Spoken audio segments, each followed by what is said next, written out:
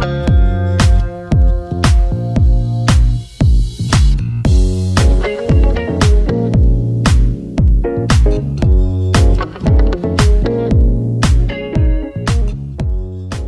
and welcome to today's episode of Community Connections. I am Anna Orr, and this is airing right here on OROMIA11. Today we are talking about the Minneapolis Speaks event, and I am speaking to the founder of the Minnesota Wrongfully Convicted Judicial Reform Program. We're going to be talking about their event taking place the 31st of August. We're talking about building community, looking ahead to the future, and standing up for one another as we get closer to Election Day. This is going to be an episode you won't want to miss.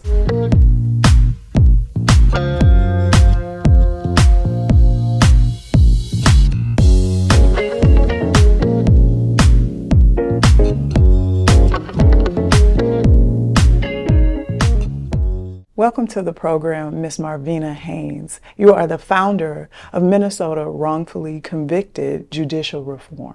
Yes, thank you so much for having me here today. It is my pleasure to be here with you. Now let me know what led you to starting this organization. My family injustice. My brother Marvin Haynes spent 20 years of his life wrongfully incarcerated for a crime that evidence showed that he didn't commit. As I started advocating for him, families reached out to me and they had this same injustice that happened to my family. And so I organized around that and seeing the need to build the organization and stand in solidarity with those families. I realized that this isn't something that just happened to my family, even though we felt so alone.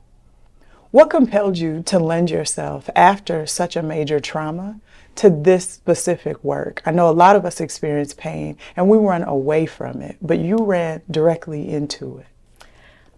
Ensuring that this type of injustice doesn't continue to happen to our community. We know that mass incarceration affects the Black community tremendously. And so how do I prevent my grandchildren and great-grandchildren and my generations to come from having these type of injustices happen? We believe that no man should spend 1 minute in prison wrongfully incarcerated, and that causes us to have a state of emergency. Now, day to day, what does the work of the Wrongfully Convicted Judicial Reform Program look like? You guys are out there engaging the community and politicians, so what does that look like? We fight crime. We're crime fighters. You guys are superheroes. Yeah. It looks like having conversations, educating the community around wrongful incarceration. Wrongful incarceration happened originally in like the 1800s. So this isn't something that is new to any of us, but because there's not a lot of education around about it, folks don't actually believe that these things can happen. And when you think about the system, we have all been taught that the system is here to protect and serve us, and they don't think that they are capable of making errors. But my brother was an error that the system made. Now we are here talking about the Minneapolis Speaks event, which is coming up. This will be the 3rd annual event, Yes. correct? Now talk to me about what was the vision for Minneapolis Speaks when you initially launched. So I had to sacrifice all of my businesses, my home, me and my children, and became homeless. But being a business owner prior to me walking out on faith, there was really no resources for Black women or Black businesses in my community. I always seen a lot of grant money, but it was so hard for me to obtain any of it, and I never received any of it. Okay. So as I started to build my platform, I wanted to do something to uplift the Black businesses or any business that's in Minneapolis that are struggling and went through the same things that I went through. So I used my platform to build stages, to table, to bring out no matter what it is that you're doing in North Minneapolis, to have you come and speak about it. It gives businesses a platform to highlight their work, let community know exactly where they are and ways to reach them. Now, the Minneapolis Speaks event will be taking place August 31st. Talk about the location as well as some of the resources and some of the events that will be taking place that day. Okay. So the address is 1101 West Broadway. We will be in the back of the parking lot. We have been using that same parking lot since the event started 3 years ago. We have Camo J live on the set there this year. We have bouncy houses. We have face painting, barbecue, a lot of food. Ice cream and ice machines for the children. We have characters that come out. We have businesses who have probably been in business, but they can't afford space, right? So we have businesses that are going to come out and let you know the best way to contact them. This is a really beautiful thing for North Minneapolis. We are bringing together thousands of people with this event and also giving them education and resources. Now, this is such a pivotal area in the Twin Cities. Specifically, if you are familiar with North Minneapolis, you know that this is going to be in the parking lot of Sammy's Avenue Eatery. We want to send all our love to the McDowell family and to the memory of Sammy McDowell, truly a friend to all that encountered him. And you said that there's going to be so many events for kids, there's going to be vendors. Are you guys still open to vendors? Yes. Joining you on the 31st? We currently do have more slots available. Okay. So if there's any businesses or nonprofits or whatever it is that you're doing and you're uplifting the community, we want to know about it. We want to know where you're located and ways to find you. Now, there's also going to be resources available to adults there on site. Yes. You all are doing voter registration. Yes. And you guys are going to be promoting the work of your organizations for people that are re-entering society and coming alongside them and their families. Can you talk a little bit about that work specifically? I think that's such important and necessary work because we know that sometimes it can be a difficult transition. Yes. So as far as like so we're going to have I'm speaking with Hennepin County, and if everything goes well, we will have the expungement clinic folks out there. They won't be actually doing a expungement clinic, but they're giving out information on the next clinic. We're going to have families out there who are still fighting right now to this day to exonerate their loved one and bring them home. Our community has suffered a tremendous loss by mass incarceration and also wrongful incarceration, because when those folks are took into prison, that ends their generation right there. These folks never have the opportunity to have children. By the time they get out of prison, all of their loved ones mostly have died off, and it's just a really sad situation. And so what my vision is for all of this is to educate families and show the state of emergency around wrongful incarceration.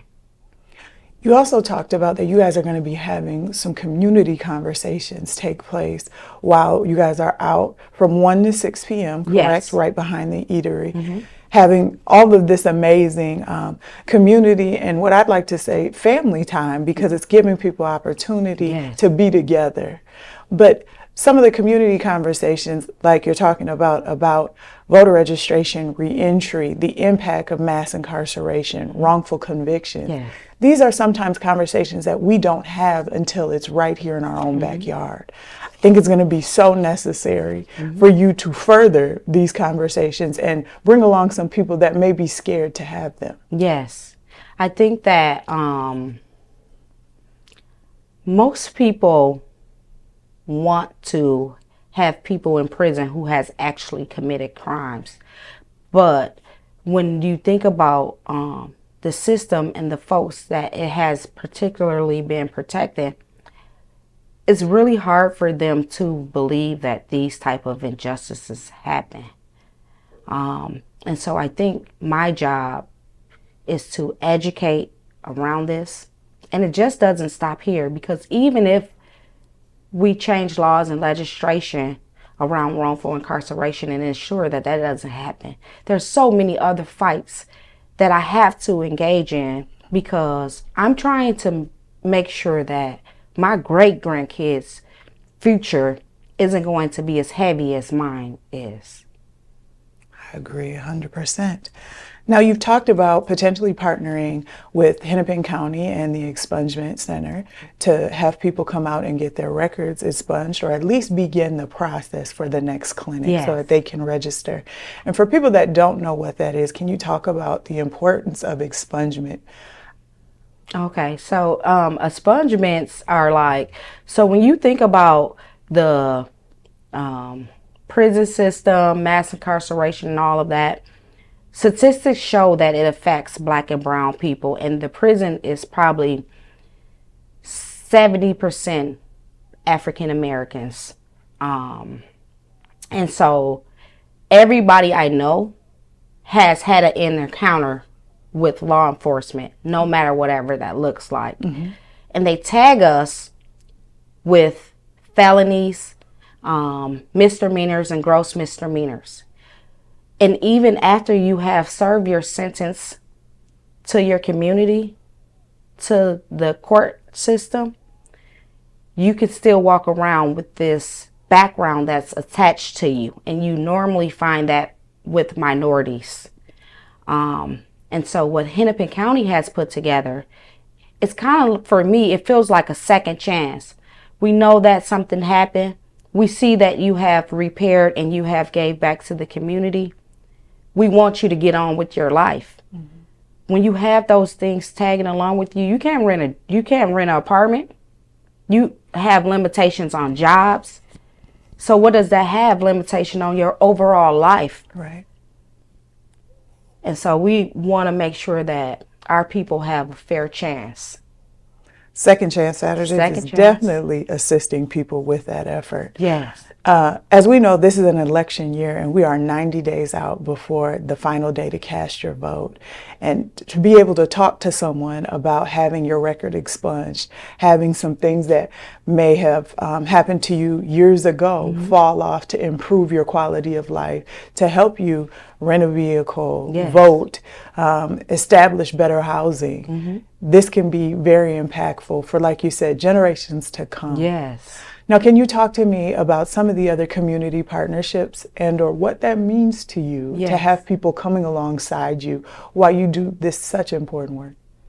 Okay, I just want to highlight one thing about the expungement clinic, and that is all thanks to our Hennepin County attorney, Mary Mariorty, who's sitting there, because a lot of folks don't think that we deserve a second chance.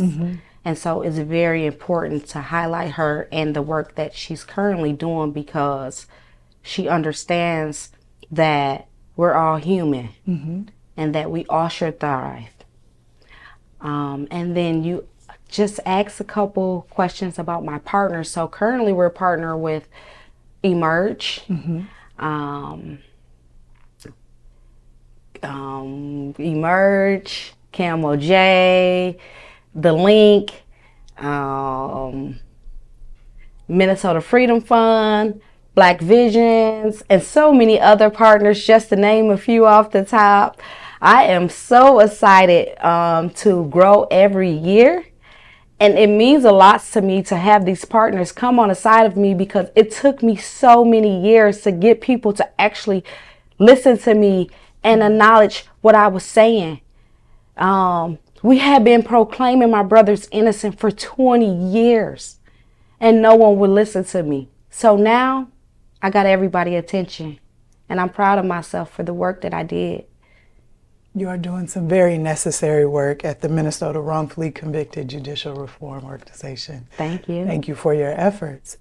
Now, can you talk to me about what is the expectation, or what is the mood people can expect when they come to this event? If they're thinking about going and they may feel a little hesitant, they say, I don't necessarily know about going to this event, what can you tell them? This is going to be a fun, exciting event. I know a lot of people say, well, Marvina, you having it on West Broadway, is it safe? Of course it's safe. A community lived there. I'm the community that lived there. That's right. And so everything I do is going to always be in the heart of the belly of the beast, the belly of the beast, right there in the central of North Minneapolis. I love my community, and I know that we can do better. Things have been not looking so good for us because of the people in power, but we're waking up every day. We're educating our youth. We're educating our elders. And folks are starting to look and listen. Now let me know, how do we continue to support the work of the Minnesota Wrongfully Convicted Judicial Reform Program? You can support us by making a donation or volunteering, or if you have any expertise like investigation work or attorney's work. All of the work I do is volunteer based. I don't get paid for this work, and I lost everything. Me and my children are recovering from being homeless. We had our place for 6 months now, and we're so happy for it.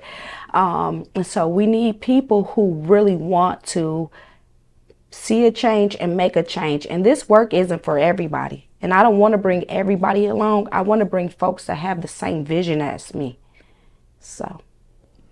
Now, you also are going to be, and I wanted to make sure that we highlighted, giving away school supplies and backpacks to the kids on the day of the event. Yes. For people that are in need. I love to say this because we know inflation is really high right now. Yes. And if you have more than one child, trying to figure out how you're going to take care of the supply list for one classroom, let alone multiples, can be very daunting. So are you accepting backpacks also, or school supplies for those as contributions? Yes. As well? I wanted to make sure that I highlighted that for people that say, I may not be able to come to the event, but I do have some backpacks, I do have school supplies, and I want to make sure that kids in this area are able to start off with their best foot forward. Yes, and that's exactly what we're looking forward to, giving these children a chance. I don't know if you know, but the school to prison pipeline, they target our kids at 4th grade, and that's how they start building these new prisons based off the number of African American children. So it's really heavy for me. That's a really intense statistic to think about, that early they're starting to funnel our kids. Yes. But yeah, we do need book bags and school supplies. And if you have one book bag, don't think it's not enough, because we're going to pull up and get that one book bag, because our community need it. Our children need these things. We also host an event called Miracle Moments of Santa, and we do a toy drive. And when folks come to my event, we service people who don't have it if they wouldn't have came to our event. And these folks are so joyful to us. They really appreciate our work, and we really appreciate having them. And that's the best part about all of it. Now, for people that are interested in providing school supplies and they cannot attend the event on Saturday, how can they connect with you and or your organization to make sure that they're able to assist a scholar this school year? They can reach out to me through my website, mnwcjr.org.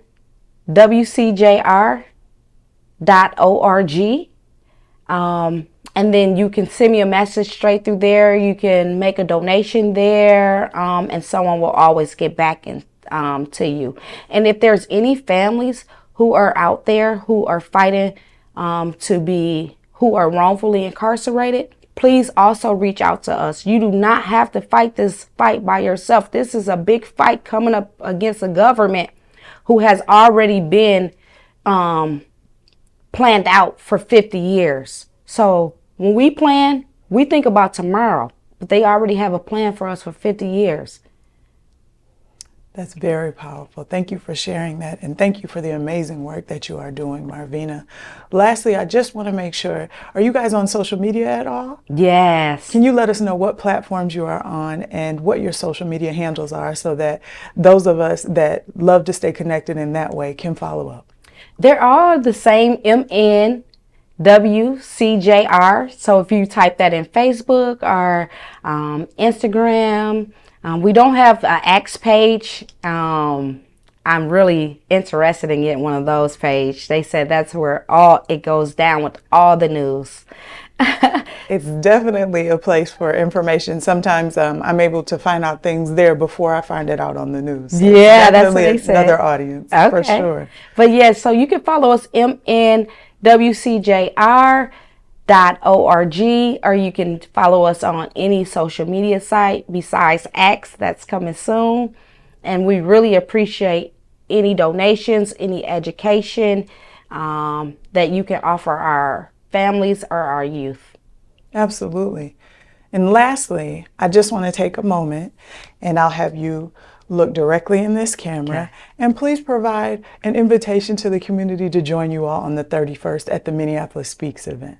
Hello everyone, my name is Marvina Haynes. I'm the founder of Minnesota Wrongfully Convicted Judicial Reform. August 31st, 2024, we are having our third annual Minneapolis Speaks. This is an opportunity for businesses, organizations, or no matter whatever it is that you do, to have a platform to be able to tell the community. This year we will have Kelmo J live there, and we are looking forward to seeing you. Please reach out to me if you are interested in tabling at mnwcjr.org, or if you have any questions or concerns. Also, if you can make a donation or drop off a book bag, we'll love to have it. Thank you so much for your time and patience. Again, I'm Marvina Haynes. Thank you so much for joining me, Marvina, here in studio. It has been a wonderful conversation, and I look forward to hearing about the amazing work you guys continue to do because this is such an important issue affecting our community. Thank you so much for having me, and I look forward to coming back and speaking with you again. Feel free to reach out to me anytime, and if you ever need anything. Absolutely. Unfortunately, that is all the time that we have for today's episode of Community Connections. As always, I am Anna Orr, and this has aired on OROMIA11. I look forward to connecting again with you soon.